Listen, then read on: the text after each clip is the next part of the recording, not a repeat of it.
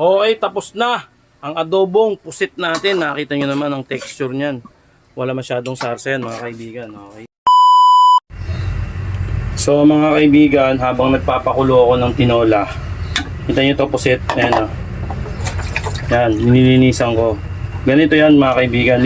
Ako, yung paraan ko, ganyan ko, binubulat-lat ko talaga para malinis na malinis yung pusit. Kasi pusit kalawang nga pala to. Iba kasi yung lansa nito sa pusit original na tinatawag, yung talagang black. Ginagawa ko, inihiwalay ko yung ink niya. Ito yung ink niya, no. Oh, bukas tayo isa para lang may mayroon kayong tawag dito.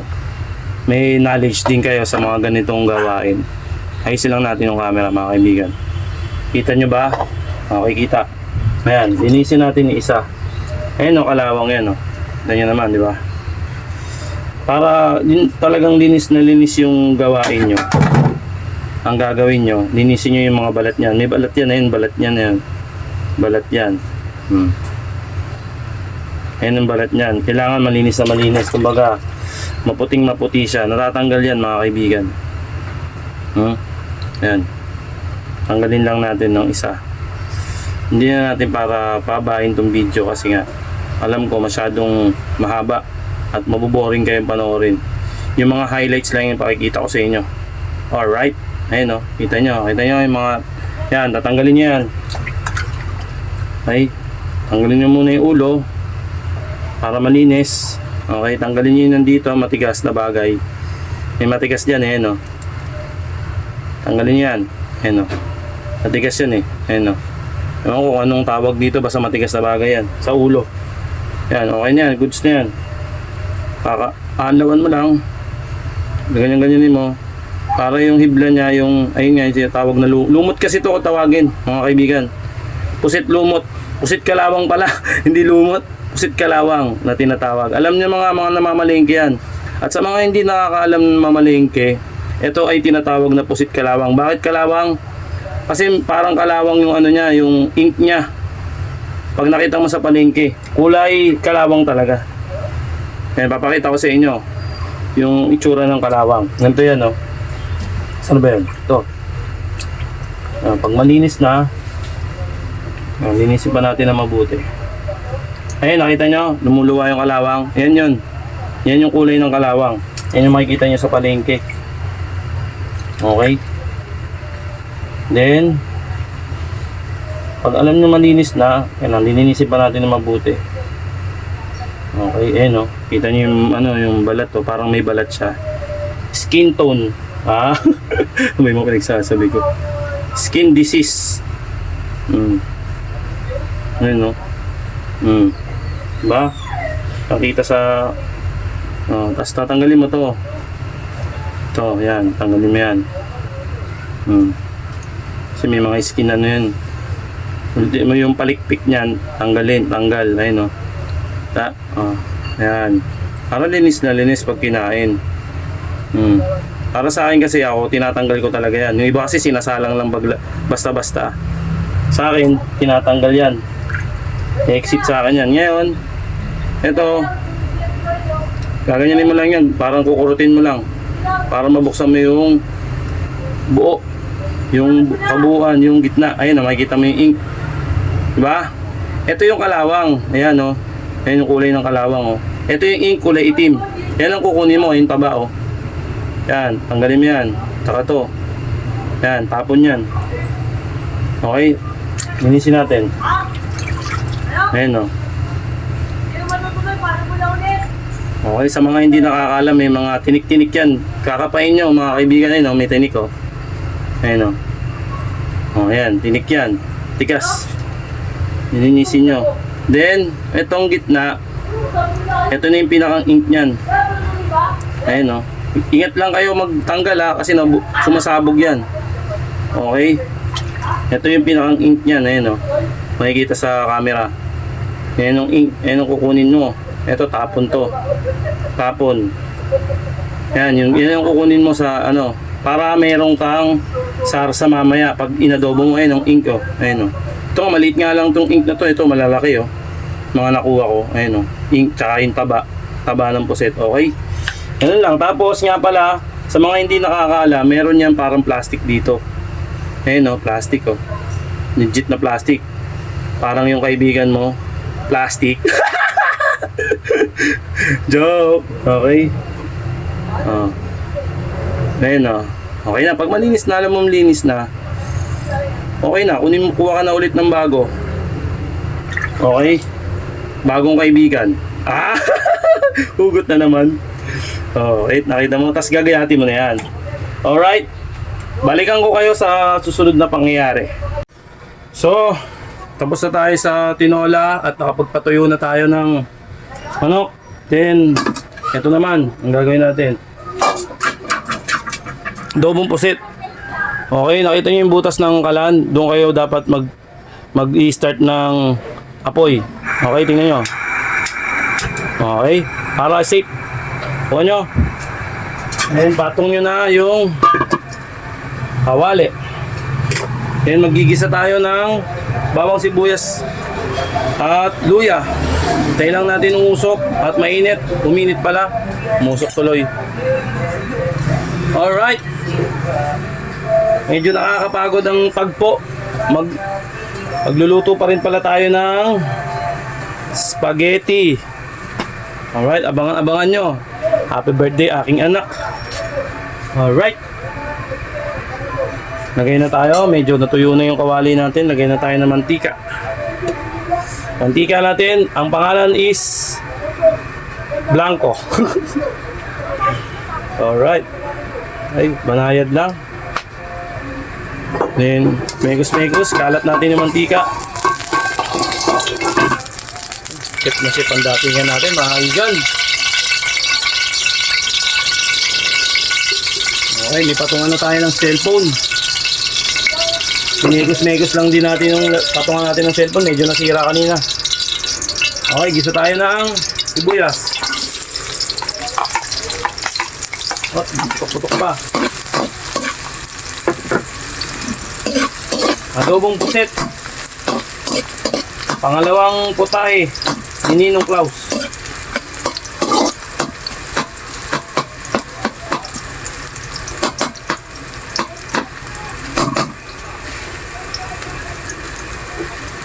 Medyo alam yung brown na.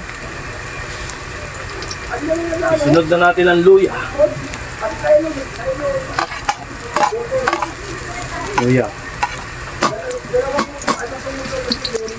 Gamay lang ang luya. Choice nyo kung maglalagay kayo ng luya sa adobo nyo o hindi. Ako, choice ko yan para walang lansa talaga. Kasi pusit yan, malansa talaga yan. Alam nyo naman kung gaano kagrabe ang lansa ng pusit. Alam nyo yan. Alright. Medyo nagba-brown na. Sabay na natin ito sibuyas. Yung pasuyungan mamasitas. Alright. Ito naman.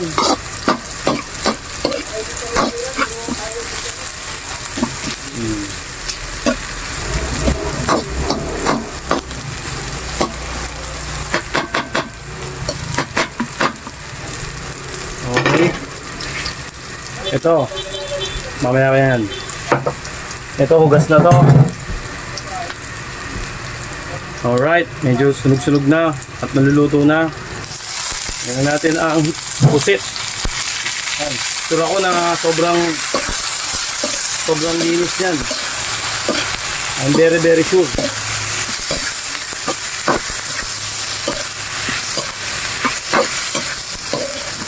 Hindi ka ng pusit to. Linisin nyo lang mga kaibigan. Goods na yan.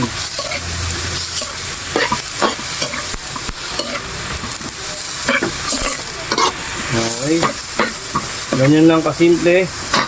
Lagyan natin ng patis.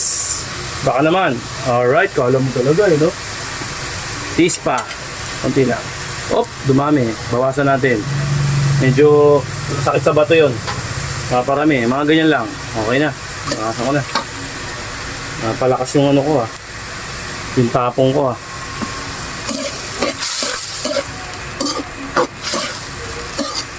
para makuha niya yung alat ng patis.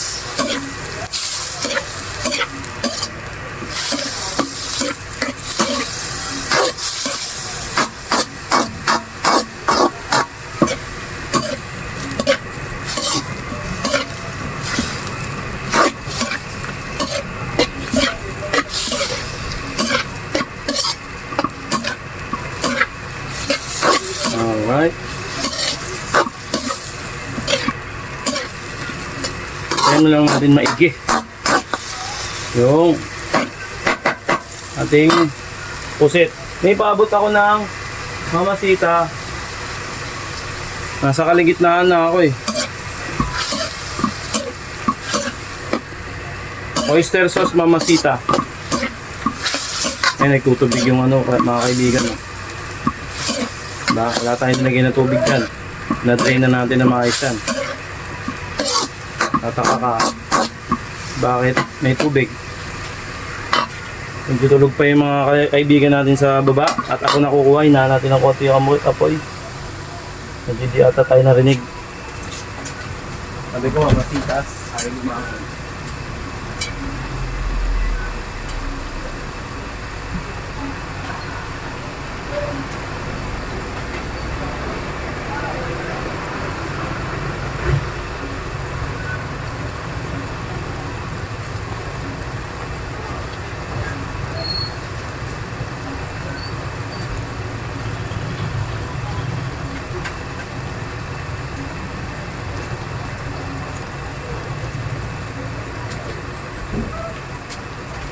Hey, magbabalik tayo.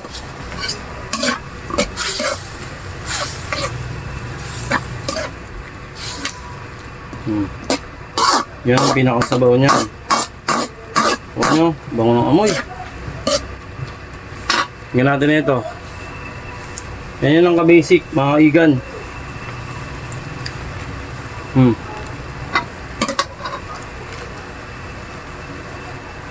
Kunti lang, baka masyadong malasa yan. Sobrang tayo. Pag sobra, masama, di ba? Lahat ng bagay, pag sobra, masama. Then, mekos-mekos ulit.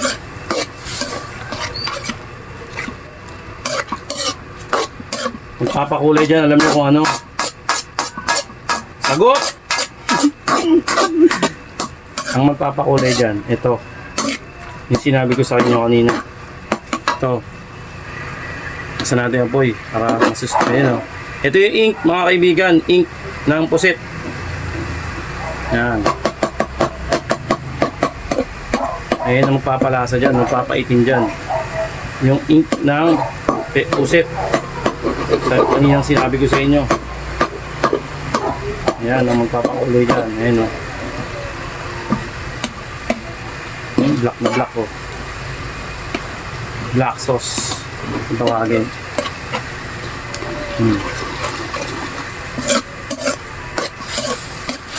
Hindi gaano karamihan yung sabaw natin. Black sauce yan.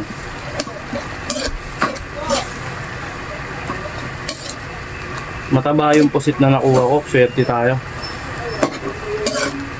Makita nyo na ba? Tsura. Ganyan lang mga kaibigan. Huwag kayo masyado maglalagay ng tubig sa... Depende pala sa inyo kung gusto nyo sinigang na pusit. Ako ganyan lang ako. Tapos magic sarap. Alright, magic sarap. Mamajikin niya talaga yan. Paminta. Paminta, isa lang. Tama na yung goods na yun. Ang aroma. At pampawala ulit ng lansa, konti lang, huwag nyo ilalahat to. Itong laurel. Masyadong malakas ang ano nito, aroma nito. Tama lang, mga ganito lang. Yan lang. Okay na yan, goods na yan. Halo ulit, Klaus.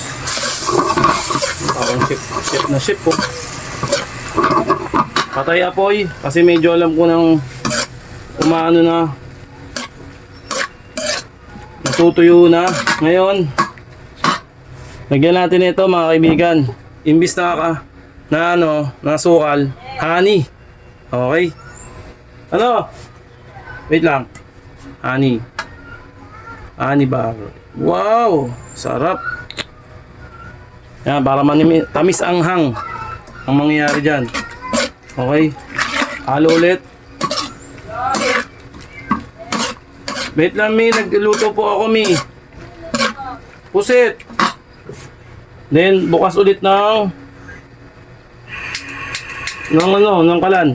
Kailangan, wala na tayong apoy. Hop. Sumabla yung kapoy natin. Hop.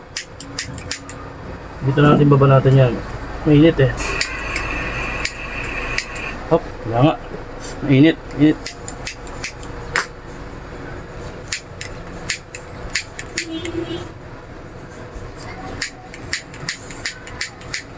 Yun.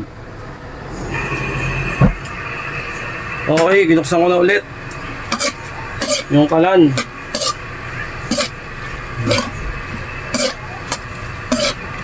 Pag alam nyo medyo natutuyo-tuyo na, alam nyo hindi pa ganun ka luto yung puset, dagdagan nyo ng konting-konting tubig lang. Gamay-gamay lang. Dito ko ilalagay yung tubig, oh. Ayun, oh. Konting tubig lang. Kasama na yung ceiling green. Kuha nyo. Ganyan yan, oh. Para hindi masyado maraming tubig, mailagay nyo. Okay. Pangit kasi, para sa akin, pangit kasi sobrang dami ng sarsa ng pusit. Dapat yan talaga malapot. Kailangan malapot talaga yan. Hindi yan masyado maraming tubig. Maraming sauce.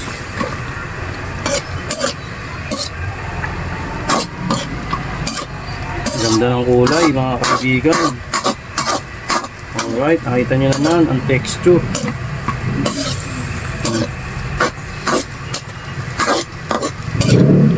Diba? Until panahon na lang. Takpan natin ng banaya. Lagyan pa natin ng konting tubig. Alam ko maiigi yan. Konting-konti lang naman. Yung ganun kabrabe yung lagay ng tubig. Ganun lang po. At takpan natin ang pinakang power para yung lasa sumabog. Alright. Nakalimutan natin tikman natin. Siyempre titikman natin yan.